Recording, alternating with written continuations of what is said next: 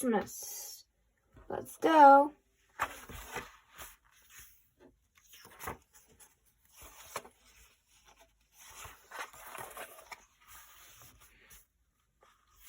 The days were short, and the evening were long and cold. Christopher Robin had laid his dominoes all around the room and laid all his books from front to back and then back to front. He pressed his nose up against the cold, squeaky glass. "Pooh will know what to do," he thought to himself, and he stepped out into the forest. "Who's there?" came a sleepy voice from the other side of the door. "Me," called Christopher Robin. "Can't be," came the reply. "Open up, silly old bear," sighed Christopher Robin. "Oh, it's you," said Pooh, letting him in. "I thought it couldn't be me." Christopher Robin was just asking Pooh what to do when Pooh said, "Food." "Food?" asked Christopher Robin. "Food means friend, and friend means food, and that's all there is to it," Pooh said wheezily. And so word was sent out that everyone was together for a feast. "We'll make a pudding," announced Christopher Robin. "A gigantic, delicious pudding as big as Pooh." At this, Pooh blushed with quiet pride and stuck out his round tummy in an important sort of way. Everybody helped with the pudding.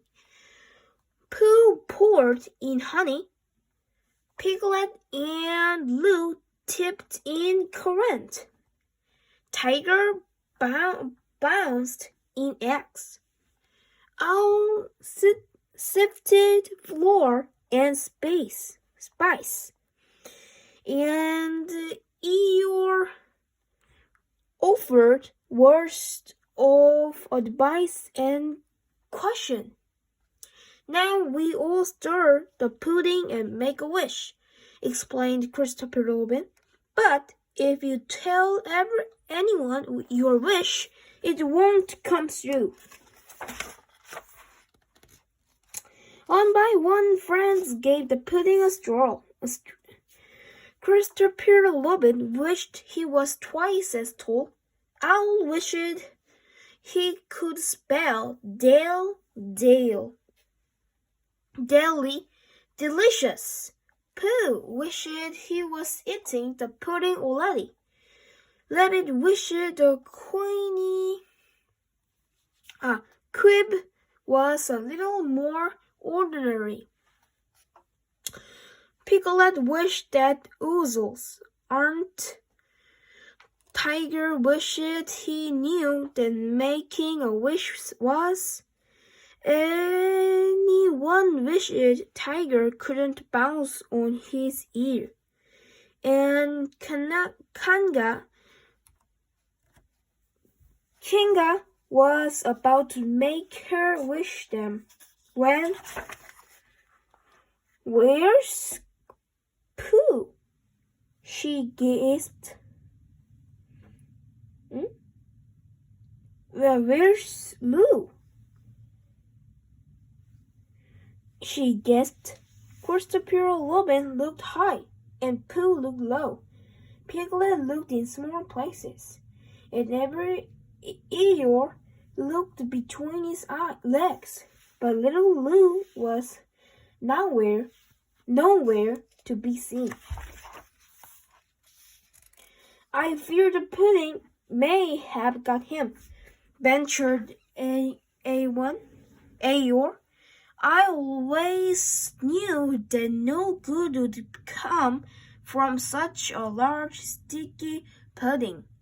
he trails off as horrified everyone looked toward the enormous missing ball. Lou, squeaked Kinga. Are you in there, dear? At once, Rabbit took charge. At a time like this, he announced importantly, I was strongly suggest, he continued, that the pudding should not be cooked. Kinga began to wobble a little and had to be sat in a comfortable chair. Hush, said Eeyore in a serious voice. I hear a sound. Everyone hushed, and it was true. There was a very small sound, but it was certainly a sound, a sort of snoozing sound.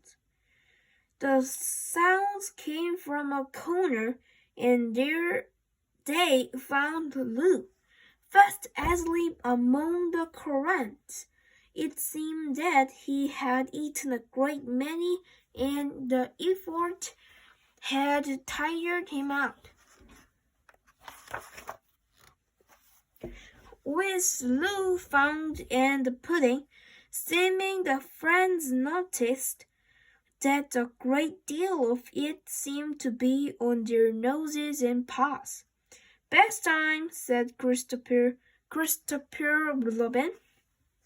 But if the truth be told, the washing was almost as messy as the cooking.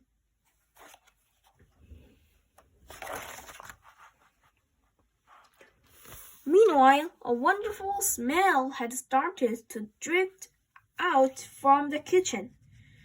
It was a smell of fruit and spice and Christmas. The pudding's ready, announced Christopher Robin. It was the finest pudding they had ever seen. Only Eeyore couldn't be persuaded to try some. Call me Fuzzy, if you will, he complained. But the pudding has had too many paws and tails in it, if you see what I mean.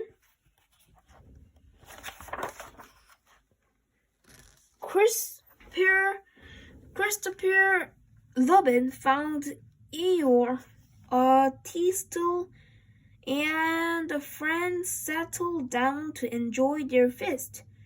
If a wish had already come true, asked Pooh thoughtfully as he licked the last few crumbs from his plate. Can you tell it? But nobody replied, for they were all fast asleep.